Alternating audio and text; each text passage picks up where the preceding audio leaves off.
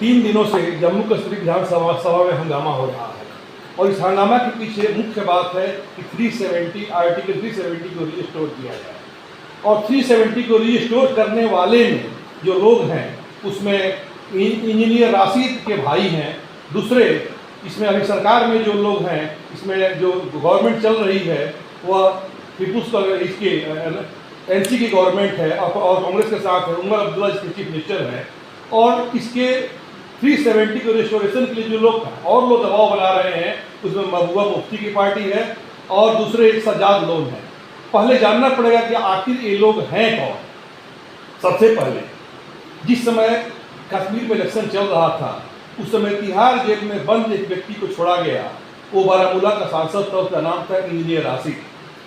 वो खुद आता है, इलेक्शन में भाग लेता है और उस समय वो एक शेर बोलता है कि गुनाहगारों में हूँ शामिल, गुनाहों से नहीं वाकिफ, सजा तो मिल गई मुझको, खुदा जाने खता क्या है।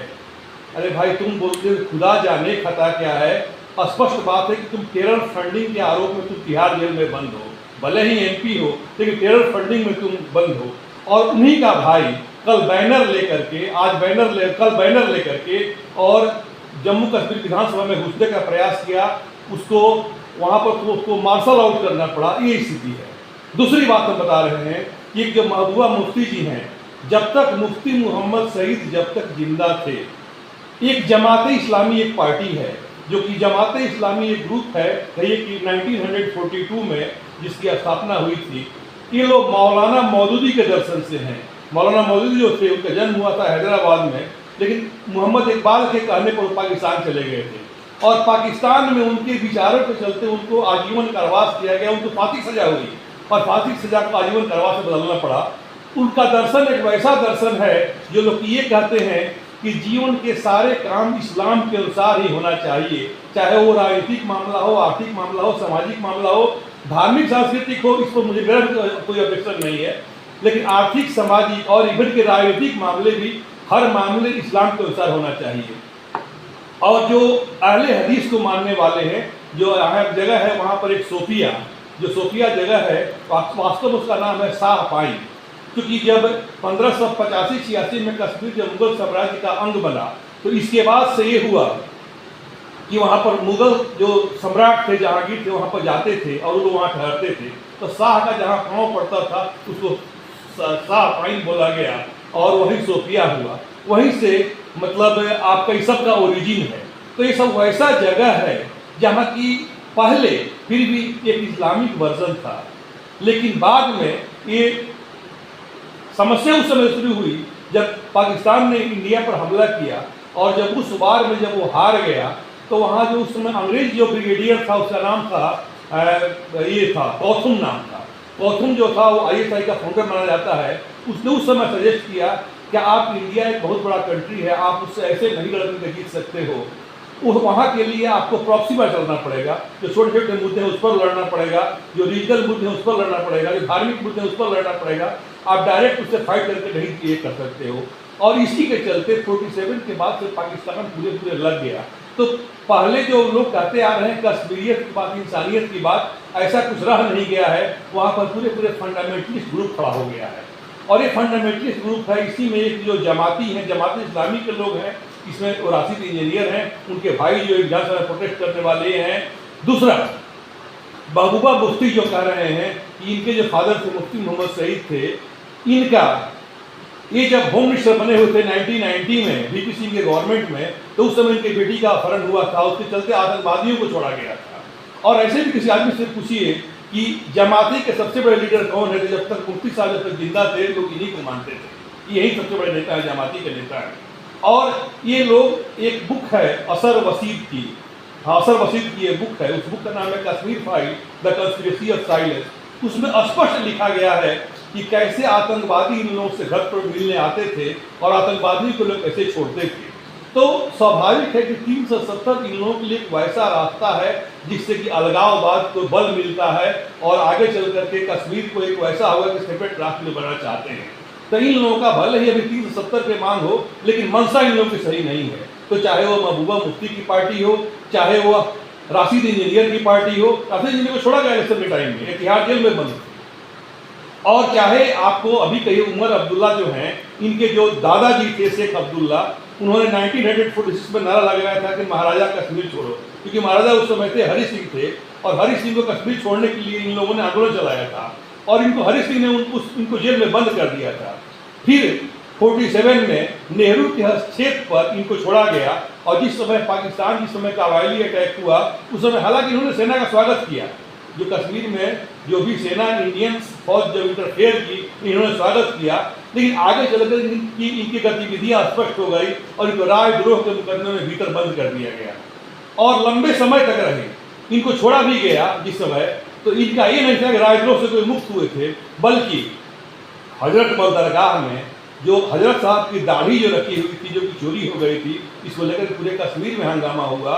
और साथ साथ आप देखिए कि इसका असर इतना अधिक था, उस पवित्र दाढ़ी के लिए इतना अधिक हंगामा हुआ, इतना अधिक लोग रोड पर उतर गए कि बांग्लादेश में, पाकिस्तान में हर जगह होने लगा। और तब नेहरू ने दबाव में आकर के इनको छोड़ा, क्योंकि शेख अब्दुल्ला वहाँ मास के लीडर थे, और तो इसके चलते उनको छोड़ा गया था। ऐसा नहीं था कि आरोप मुक्त हो गए थे।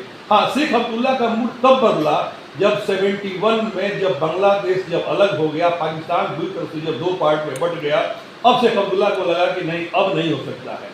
और 370 क्या है? 370 तो इन लोगों का एक वैसा मांग है जो कि चाहता है कि पूरे भारत से फंड मिले, फंड भारत से मिले, कि कोई जांच नहीं हो, कोई नियंत्रण नहीं हो। अब देखिए कि एक चीज है, आर्टिकल 148 के तहत CAG का है, नियंत्रक महालेखा परीक्षक का एक आर्टिकल है 148 के तहत, संवैधानिक बॉडी है, और इसका काम है सरकार के जो भी खर्च होते हैं उसको ऑडिट करना।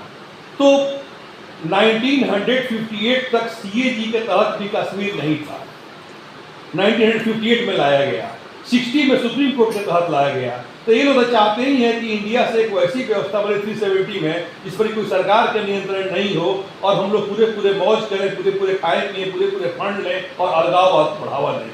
अभी ये हंगामा हो रहा है। कश्मीर की जो बातें थी, कश्मीर लगभग 14th सेंचुरी तक, 13th सेंचुरी तक पूरे कश्मीर एक शैव धर्म से और बौद्ध धर्म का एक सेंटर था, शैव का बहुत बड़ा सेंटर था। 14th सेंचुरी में कश्मीर में बदलाव आया, जबकि आप ये देखेंगे कि जब शंकराचार्य जी का बर्थ हुआ था 788 में, और 820 में उनका डेथ हुआ, पर उनका मतलब शरीर को त्यागे हुए हैं, अपने चेलों के साथ गए हुए थे, अपने शिष्यों के साथ कश्मीर में गए हुए थे। उनके जब शिष्य कहे कि गुरुदेव आप बहुत दूर आ गए हैं, तो शंकराचार्य ने कहा कि भले ही दूर हो, लेकिन ये जगह दरिया से भी गहरा है। वास्तव में संतों के ऐसे ही वचन होते हैं, और आज भी स्थिति यही है कि वहाँ के दिमाग में, लोगों के दिमाग मल्टी लेयर्ड दिमाग है। साफ भारत में लोगों का अभी भी वैसा मन नहीं मिल रहा है, ये स्थिति है। तो वहाँ एक काम करना पड़ेगा, लंबे समय तक एक रोड मैप के अनुसार काम करना पड़ेगा, ताकि ये काम हो, ताकि एक अगला जनरेशन ऐसा तैयार हो जो कि पूरे भारत को स्वीकार करे, जो कि हिंदुस्तान को स्वीकार करे। कश्मीर का वर्णन कलहम राय तरंगिनी में आता है। कश्मीर मौर्य शासन के अधीन रहा है। कश्मीर में के बारे में नीलमत पुराण के बारे में जानकारी मिलती है। नीलमत पुराण में कश्मीर के इतिहास की जानकारी मिलती है। कश्मीर से हमारा एक वास्ता है, एक कश्यप ऋषि का कश्मीर है, जो कि हमारा भारत के लिए एक मतलब कहिए कि देश का नक्शा कागज पर नहीं, देशवासियों के दिल पर बनता है, और कश्मीर से हमारा लगाव है। लेकिन कश्मीर पर यह हंगामा हो रहा है। कश्मीर में मध्यकाल में भी जैनुल आबदीन कश्मीर का शासक रहा है, जिसको कश्मीर का अकबर बोला जाता है, जो कि बहुत ही धर्मनिरपेक्ष शासक था, हिंदू मुस्लिम में कोई भेदभाव नहीं किया। आगे चल करके कश्मीर में देखते हैं कि जब जम्मू में शासन था डोगरा वंश का, और उस समय खास करके तब जब रणजीत सिंह का जब इनका जो वंश का पराभव हो रहा है, तो उस समय नानक शाही सिक्के के द्वारा 75 लाख नानक शाही सिक्के देकर के कश्मीर वजीरिस्तान सारे एरिया को खरीदा गया था डोगरा वंश के द्वारा। और उसी के अंतिम शासक थे हरि सिंह। और हरि सिंह के टाइम में जो भी हुआ, एक कबायली अटैक हुआ, इसके बाद से भारत 370 के तहत संविधान में एक कश्मीर आ गया। तो जो कश्मीर को 370 के तहत रखा गया, उसका भाग ही 21 था, जो कि भाग ही अस्थायी है। ये तो अम्बेडकर साहब ने, बाबा साहब ने ऐसा ही किया, और अब इसको रिस्टोर करने की मांग लोग कर रहे हैं। या पाकिस्तान भी मंशा कश्मीर पर सही नहीं रहती है। सही बात तो यही है कि लाहौर मिलने वाला था इंडिया को, लेकिन उस समय जो विभाजन हुआ तो हुआ, लाहौर चला गया पाकिस्तान का। आज लाहौर की बात कहाँ कर रहे हैं? लेकिन आज भी पाकिस्तान की दृष्टि कश्मीर पर बनी हुई है, कश्मीर में पूरे इंटरेस्ट ले रहा है। इस ढंग की घटनाएं हो रही है। इसको बढ़ावा भी मिल रहा है। जब ये लोग जब सत्ता में आए हैं, जब से इलेक्शन हुआ है, तो ये पाक प्रायोजित हो या ये कहिए कि आतंकवादियों के मन बढ़ जाते हैं। आतंकवादी चूंकि जब भी थोड़ा मॉडिफाइड वर्जन है इनका, जो भी हमारे नेशनल कॉन्फ्रेंस के लोग हैं, इन लोगों को ठीक है, लेकिन मैं देख रहा था कि जिस समय असेंबली में हंगामा हो रहा था, उमर अब्दुल्ला भी मंद मंद मुस्कुरा रहे थे। चाहे जो भी वहाँ ये थी घटनाएं हो रही है, तो कहीं ना कहीं लोग अपने मैनिफेस्टो में 370 के मांग को शामिल किए हुए हैं, क्योंकि आज 370 जब तक केंद्र नहीं चाहेगा तो 370 नहीं हो पाएगा, और केंद्र चाहेगा भी नहीं, क्योंकि केंद्र तो हटाया है, अस्वाभाविक है।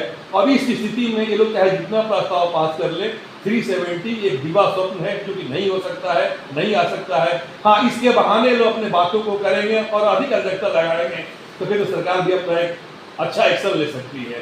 तो आज भी जो भी हो रहा है, ये जो भी 370 की मांग हो रहे हैं, ये किसी न किसी रूप में अलगाववाद को बढ़ावा देना है और उस कश्मीर को पर हस्तक्षेप करना है, जो कि भारत का अधीन अंग है। Thank you.